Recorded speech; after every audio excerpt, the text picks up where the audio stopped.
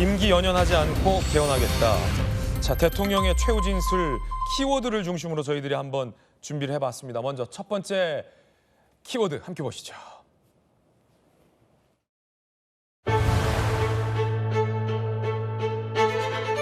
(12.3) 비상계엄은 과거의 계엄과는 완전히 다른 것입니다. 무력으로 국민을 억압하는 계엄이 아니라 계엄의 형식을 빌린 대국민 호소입니다.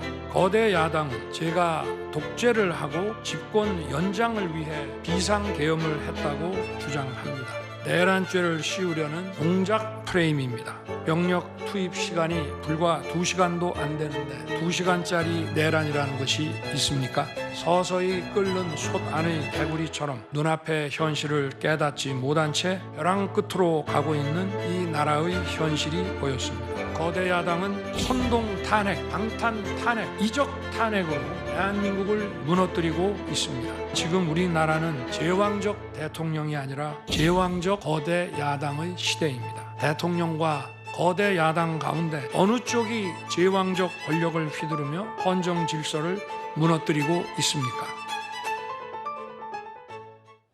자, 첫 번째 이 대통령의 최후 진술 중에 이 주요한 내용은 이거였습니다.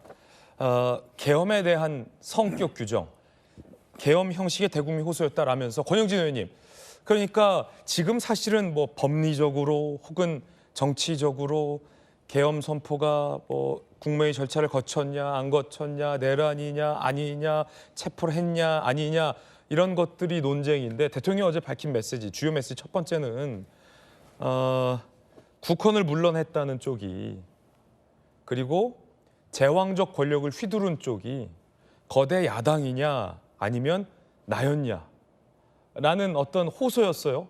자, 이 대목 어떻게 보십니까?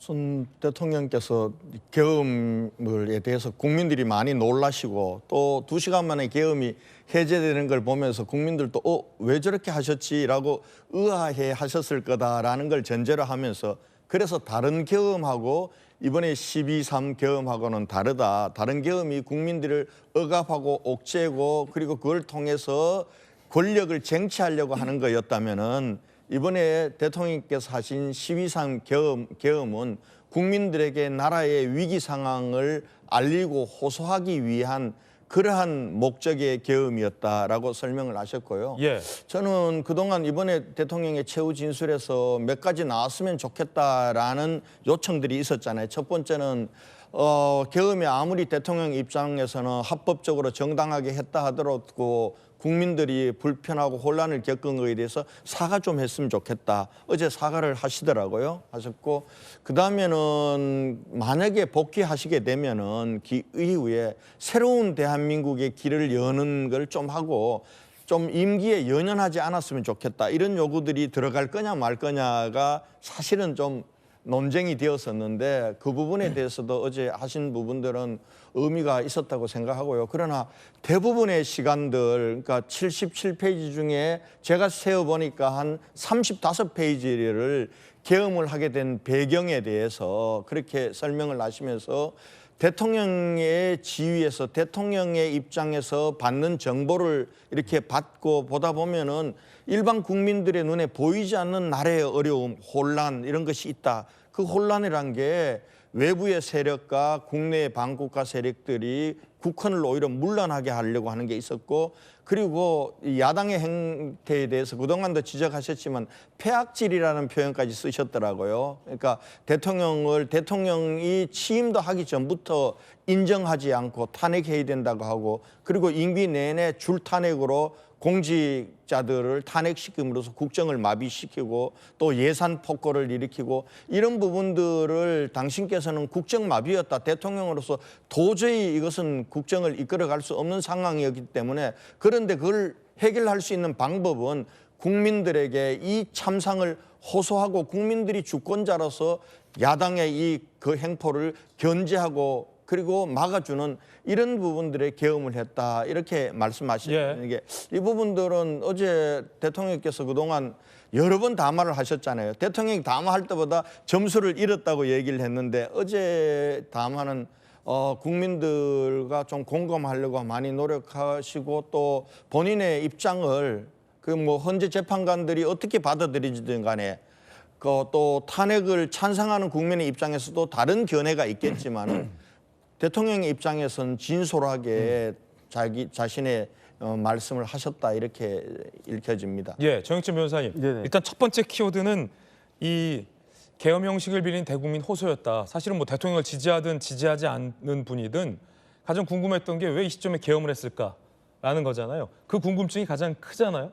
그 부분에 대한 대통령이 답변했다고 보면 볼 수 있는 셈인데 뭐 계엄의 어떤 합법성 여부에 대해서 그 탄핵의 인용 기각에 대해서는 헌재가 판단을 할 것이고 그거와 별개로 사실 대통령의 지지율을 놓고 보면 말이죠. 대통령이 계엄을 하기 전에는요. 지지율이 굉장히 뭐랄까 한 자릿수까지 떨어져. 미비라는 표현보다도 더 그러니까 지지율이라는 게 거의 없을 정도였는데 대통령이 계엄을 하고 나서 왜 대통령이 계엄을 했는지에 대한 그 설명들이 쭉 있었잖아요. 방금 들었던 것도 그 연장선인데 대통령이지만 아무 일을 할 수 없었다.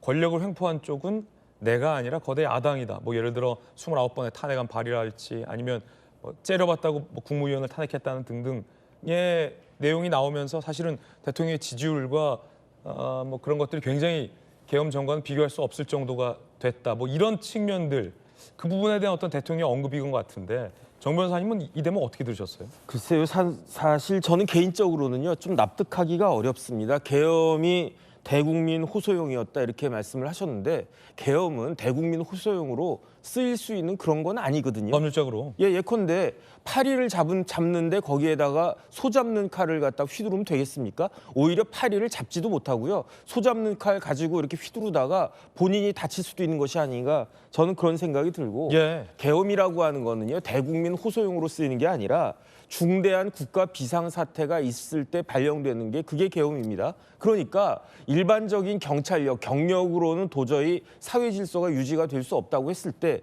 예컨대 뭐 전쟁이나 이런 것들 났을 때 그때 병력, 경찰력보다 훨씬 더 강한 무력을 가지고 있는 병력으로서만 우리 사회가 유지가 될 수 있다라고 판단될 때 발령되는 것이 그게 계엄인 것이다. 이렇게 볼 수밖에 없는 거기 때문에 아무리 대통령 말씀이라고 하더라도 저는 그 납득하기가 어렵다 일단 예. 그 생각이 드는데 그럼에도 불구하고 그걸 다 알면서도 윤석열 대통령의 어제 그 최후 라스트 스테이트먼트 아니겠습니까? 최후 진술 거기에 일정한 울림이 있었다라고 볼 수밖에 없었던 것은 대통령 말씀에 뭐가 있었느냐? 팩트가 있었단 말이에요. 어떤 팩트가 있었습니까? 지금 우리나라가 행정부가 독재를 합니까? 대통령이 독재를 합니까? 지금이 뭐 군부 독재 시대입니까? 아니거든요. 지금 우리나라 그런데 독재가 이루어지고 있다라고 생각될 수밖에 없는데 그 독재가 어떤 독재냐? 참 우리나라 역사상 유일하게 희한하게 입법부에 의한 독재가 이루어지고 있는 것이 아닌가. 행정권 완전히 무력화돼가지고 그래가지고 뭐 예산 가지고 완전히 그 다수당이 장난치고 있고요. 그 다음에 탄핵을 30번 가까이 하는 그런 나라가 어디 있습니까? 그런 국회가 어디 있습니까? 이런 모습들을 다시 한번 볼 수밖에 없고 심지어 이번에 윤석열 대통령에 대한 그 탄핵 심리 절차와 그다음 내란죄 진행되는 과정에서 우리가 다 봤듯이 수사와 재판 진행에서 봤듯이 이제는 입법부가 사법부까지 영향력을 갖다가 미치는 것이 아닌가 그런 것들에 대해서 국민들이 생각할 수밖에 없는 그런 지경이었고 그다음에 여기에다가 한 가지 더 윤석열 대통령이 계엄했다라고 하는 게 이른바 친위 쿠데타라고 해가지고 지금 탄핵 소추까지 됐는데 저도 아무리 생각해도 윤석열 대통령이 지난번에 10월 유신처럼 72년에 있었던 그 10월 유신처럼 윤 대통령이 뭐 장기 집권하려고 계엄했다라고 볼 수는 없는 거 아니겠습니까? 이런 것들이 종합적으로 이렇게 반영이 되면서 그러면서 지금 민심이 조금 전에 앵커도 말씀하셨고 그다음에 이제 권영진 의원님 대통령 지지율 한 자리였다고 그랬었어요. 이러다가 뭐 제로로 수렴하는 것이 아닌가 그런 이야기까지 나왔었는데 지금 대통령 지지율 거의 과반 대통령이요. 당선될 때 지지율 회복하고 오히려 그 이상까지 올라가지 않았습니까? 그러니까 이러한 것들이 민심에 더군다나 이제 이번 주 토요일에 뭐 대규모 집회가 예상되어 있다라고 하는데 그 민심에 어떤 영향을 미칠 것인가? 그다음에 궁극적으로는 헌법재판소의 선고에 어떤 영향을 미칠 것인가 지켜봐야 되는 것이 아닌가 싶습니다. 예.